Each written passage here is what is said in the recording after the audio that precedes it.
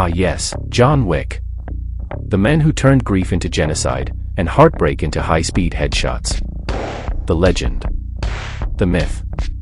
The guy who just wanted to mourn his dog but accidentally became a global economy for bullets. Welcome to Sucks for Them, where we break down why even the most unstoppable badasses in pop culture are secretly living their worst lives. And today, we're asking one simple question. Why does it absolutely suck to be John freaking Wick? Spoiler alert, it's not the bullets, it's the trauma. It all started with a dog. Just a dog. A final gift from his late wife Helen, the one person who made John Wick human. And in classic cinematic fashion, the universe said, no happiness allowed. Enter Isef Tarasov, a man so dumb he makes every Call of Duty NPC look strategic. He steals John's car, kills his dog, and unknowingly signs the death certificate for everyone he's ever met. From that point on, Wick goes full grief-powered rage monster, 77 confirmed kills in one movie. That's not a revenge arc, that's therapy with extra steps. But here's where it starts to suck. From this moment on, John Wick never gets to just stop. Let's talk about the assassin Airbnb of nightmares. The Continental. It's the only hotel where room service includes silenced pistols and everyone tips in weird gold coins.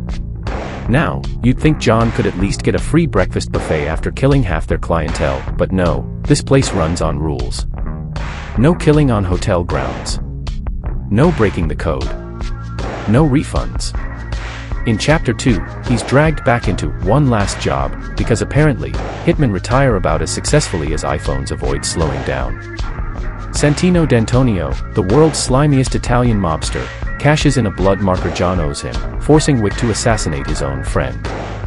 And when John refuses, he blows up John's house. That's right. His dog's gone. His wife's gone. His car's gone. And now, even his house, gone. At this point, John Wick's life officially has a kill-to-square-foot ratio. By Chapter 3, Parabellum, the High Table puts a $14 million bounty on John's head. Translation, everyone, and I mean everyone, wants to kill him. Assassins, taxi drivers, violin players, even that one guy who hands out free Wi-Fi passwords.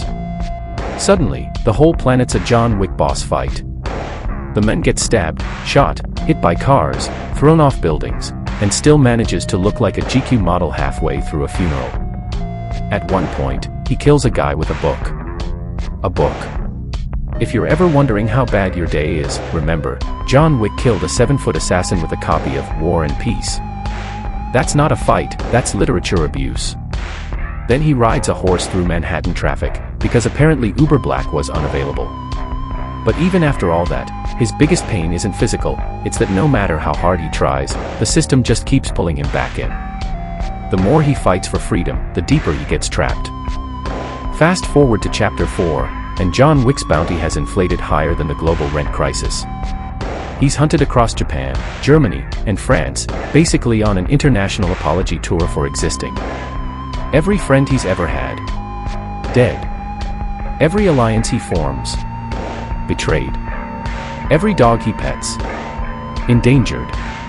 He goes from fighting ninjas in Osaka, to wrestling a sumo assassin in a techno club, because apparently, cardio is his real superpower.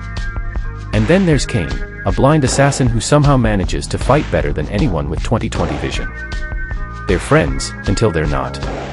Because the High Table loves turning brotherhood into betrayal like it's an Olympic sport. John finally earns a shot at freedom through an old-fashioned duel, pistols at dawn. He wins. But of course, because this is John Wick, victory still means bleeding out on the church steps. He finally earns peace, by dying for it. Or does he? The ending's ambiguous, which, in Hollywood language, means, see you in Chapter 5. So, what happens after death? Well, apparently even the afterlife can't stop the franchise machine. Spin-offs, prequels, TV shows, The Continental, Ballerina, everyone cashing in on Wick's trauma like it's an NFT drop. Meanwhile, John. Probably finally napping somewhere in peace, or plotting to kill death itself. So yeah, being John Wick looks cool, until you remember. He's lost everything he's ever loved. He's constantly hunted. He can't retire. He's allergic to peace. And every favor he owes becomes another funeral. He's the world's most dangerous man, living in the world's most exhausting HR system. So next time you envy John Wick, remember, he's just a man who wanted to stay home with his dog, and now he's the CEO of suffering. And that's why it sucks to be John Wick. John Wick might have survived the entire underworld, but at least no one was hunting him with thermal vision in a rainforest.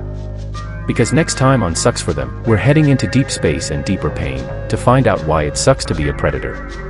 Spoiler, when your biggest flex is invisibility and you still get outsmarted by humans covered in mud, yeah, it sucks. So hit that subscribe button, and remember, no matter how tough they look, it always sucks for them.